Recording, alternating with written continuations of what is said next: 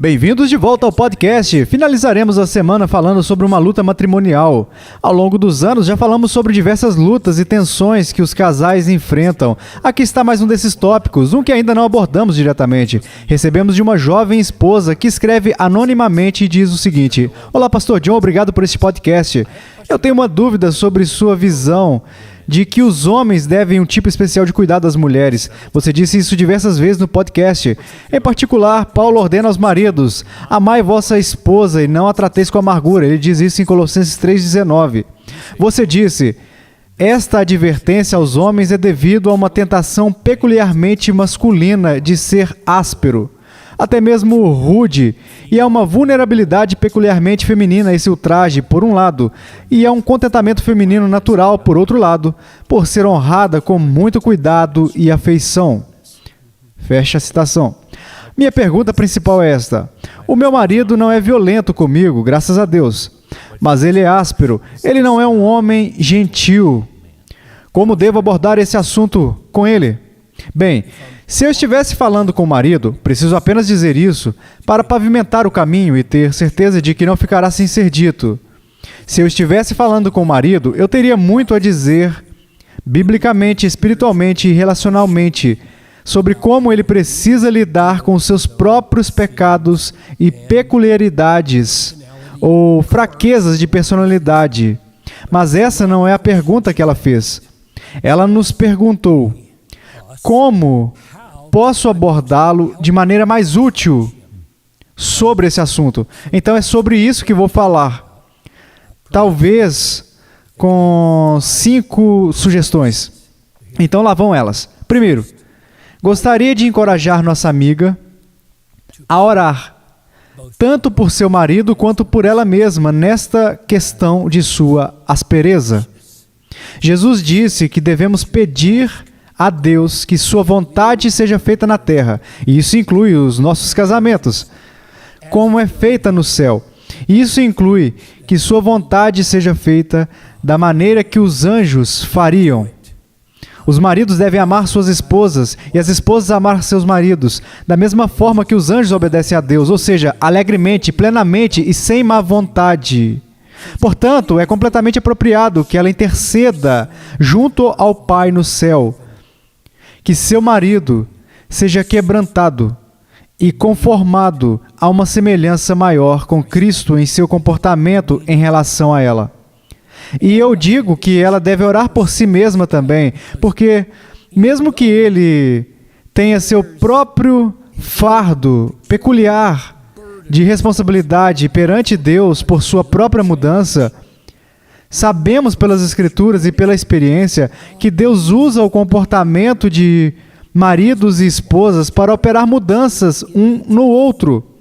Ele usa as pessoas ao nosso redor para afetar a maneira como fazemos as coisas e nos sentimos sobre elas. Então, o que Deus faz nela terá um efeito sobre o que Ele faz nele. Assim, ela também ora por si mesma. Número 2. Em 1 Pedro 3, 1 e 2, Pedro diz às esposas que elas devem tentar conseguir uma mudança piedosa em seus maridos por meio do vosso honesto comportamento cheio de temor. Em outras palavras, Pedro destaca o que conhecemos por experiência, que uma pessoa pode ser ajudada em sua libertação do seu próprio pecado pela maneira piedosa que os outros se comportam ao seu redor, especialmente as pessoas próximas a ele e que ele ama, como sua esposa. Eu penso que entre o tipo de conduta que Deus poderia usar no caso de um marido áspero para operar uma mudança, seria o que Deus disse em Provérbios 15, 1. Para a esposa, por exemplo: a resposta branda desvia o furor, ou talvez desvia a aspereza. Ou Provérbios 25, 15. A língua branda esmaga ossos, os ossos da aspereza. Em outras palavras, eu a encorajaria a não pagar o mal com o mal, ou a aspereza com a aspereza, a qual provavelmente simplesmente caminhará para uma situação pior. mas sim tentar conquistá-lo através da gentileza, com brandura. Terceiro, provavelmente chegará um ponto em que ela desejará e precisará do apoio de outros nesse esforço de amar seu marido áspero. Ela precisará deles para orar por ela, encorajá-la e aconselhá-la. Mas eu a aconselharia sinceramente a não falar mal do marido pelas costas com outras pessoas. É praticamente certo que isso sairá pela culatra para uma situação mais desesperadora. Então a pergunta é, ora, o que ela pode fazer? Bem, deixe-me levantar uma hipótese. Durante alguns dos nossos dias mais difíceis no casamento, Noel e eu sabíamos que atingimos um ponto em que precisávamos de outros para nos aconselhar. Ainda não tínhamos certeza se precisava ser um conselheiro profissional, um conselheiro cristão, o que acabou acontecendo. Mas queríamos que alguns amigos nos encorajassem e orassem por nós, onde pudéssemos desabafar e sermos ouvidos com empatia, mas não ingenuamente, como se tudo fosse culpa dela ou dele. Queríamos que outros orassem por nós. Assim, sabíamos que não queríamos falar sobre os nossos problemas aleatoriamente para todos que apareciam. Isso teria sido prejudicial. Então perguntamos um ao outro e nós simplesmente concordamos um com o outro sobre um punhado de amigos um tanto confiáveis. E nós demos um ao outro a liberdade e a confiança para dizer qualquer coisa que parecesse útil ser dito e para pedir que o outro casal não compartilhasse nada. Na verdade, foi interessante. Um dos conselheiros a quem escolhemos insistiu que levássemos conosco para todas as sessões de aconselhamento, bem, não para todas, mas para a maioria delas, outro casal conosco. Isso não é incrível? Que estratégia! Eu pensei, isso é muito bom. Investir tempo com outro casal é um compromisso enorme.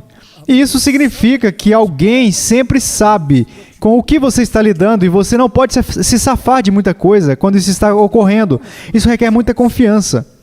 Mas essa foi a nossa escolha. E isso nos impedia de falar sobre os nossos problemas com pessoas aleatórias. Confiávamos um no outro com aqueles que tínhamos escolhido. Então, esse é um possível caminho a seguir, talvez. Em quarto lugar, eu encorajaria esta esposa a reconhecer que, muito provavelmente, parte do que ela está experimentando com a aspereza do seu marido é por causa do pecado. E parte disso, provavelmente, é devido a, como podemos dizer, as tendências genéticas herdadas e incorporadas em sua própria personalidade básica ou em sua educação. Não estou defendendo nenhum pecado ao dizer isso, mas estou sendo realista e reconhecendo como os seres humanos são complicados. Conheço pessoas cuja personalidade é tal que você deseja que elas sorriam mais.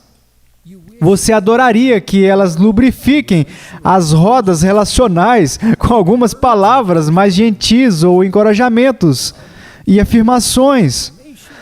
Mas, em vez disso, a pessoa é praticamente curta e grossa.